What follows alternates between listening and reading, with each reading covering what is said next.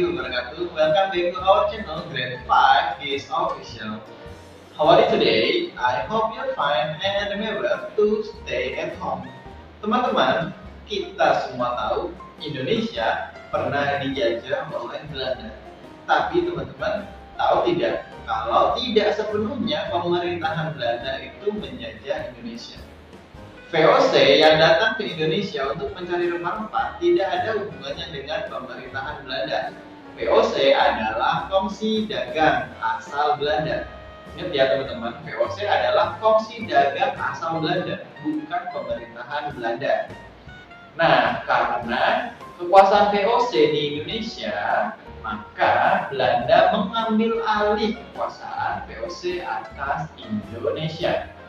Dengan dibubarkannya VOC dan diambil alih oleh pemerintahan Belanda, maka terjadi perubahan-perubahan pada sistem pemerintahan yang ada di Indonesia. Yang pertama, kepulauan-kepulauan atas kekuasaan VOC diambil alih oleh pemerintah Belanda, dan juga karyawan-karyawan VOC menjadi karyawan pemerintah Belanda. Dan juga hutang-hutang VOC akan ditanggung oleh pemerintah Belanda. Nah teman-teman, pada saat itu yang tepatnya tanggal 1 Januari tahun 1800, Indonesia pada saat itu dinamai Hindia Belanda. Dan untuk menjadi kepala pemerintahan yang ada di Indonesia, maka Belanda menunjuk seseorang menjadi gubernur jenderal. Nah teman-teman, bagaimanakah urutan kejadiannya saat pemerintahan VOC diambil oleh pemerintahan kolonial Belanda? Yang pertama, pada abad ke-18 VOC itu bangkrut teman-teman. Saat VOC bangkrut dan tidak lama dari itu dibubarkan, maka segala urusan VOC diambil alih oleh pemerintahan Belanda atau kerajaan Belanda. Setelah itu, yang kedua, perubahan politik di negeri Belanda berakibat juga di Indonesia. Contohnya, wilayah-wilayah Indonesia menjadi milik pemerintah kolonial Belanda kala itu. Kemudian, Belanda menetapkan seorang gubernur jenderal untuk menjalankan pemerintahan di Indonesia. Dan karena itu dimulailah kekuasaan kolonial Belanda dan rakyat Indonesia pun makin menderita. Gubernur Jenderal Belanda bertindak tegas, kejam terhadap rakyat Indonesia. Oke teman-teman, ini adalah Herman William Daendels. Nah, dia merupakan Gubernur Jenderal Belanda yang ditetapkan di Indonesia tahun 1808. Daendels memerintah Indonesia dengan kejam. Tugas Daendels yaitu mempertahankan Pulau Jawa dari serangan Inggris.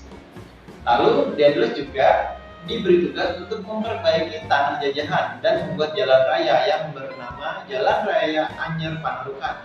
Panjang jalan tersebut sekitar 1.100 km yang bertujuan untuk membendung pergerakan pasukan Inggris.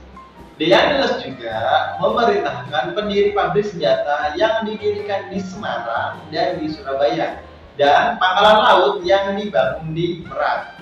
Untuk mengerjakan semua itu, rakyat Indonesia dipaksa untuk bekerja rodi, yang mana makin menyebabkan rakyat Indonesia menderita bahkan hingga meninggal dunia. Nah teman-teman, tadi adalah tentang pemerintahan kolonial Belanda. Tapi juga di Indonesia pernah didatangi oleh kolonial Inggris teman-teman. Pada tahun 1795, Inggris sudah menguasai wilayah Sumatera Barat. Setelah itu Ambon, Ternate, dan Tidore berhasil dikuasai Inggris. Dan pada tahun 1811, Jenderal Jensen menyerah pada Inggris dan mulailah Indonesia jatuh ke tangan bangsa Inggris. Penyerahan kekuasaan ini disebut rekapitulasi Tuntang. Kemudian Raffles diangkat sebagai wakil gubernur jenderal Inggris di Indonesia. Awal ia memerintah pada tahun 1811 sampai 1816. Kalau tadi Jenderal Daendels dari Belanda kejam terhadap rakyat Indonesia, begitu pun juga Jenderal Raffles dari Inggris.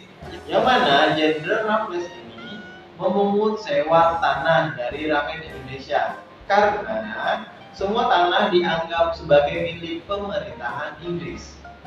Raffles juga menguasai daerah-daerah yang dikuasai oleh raja dan mencoba mengadu domba kerajaan-kerajaan yang saat itu berdiri di Indonesia. Yang mana dulu di Yogyakarta dibuat dua pemerintahan, yang satu Pakualaman, yang satu lagi Kesultanan. Seperti itu teman-teman. Nah teman-teman, setelah itu terjadilah Kongres Wina.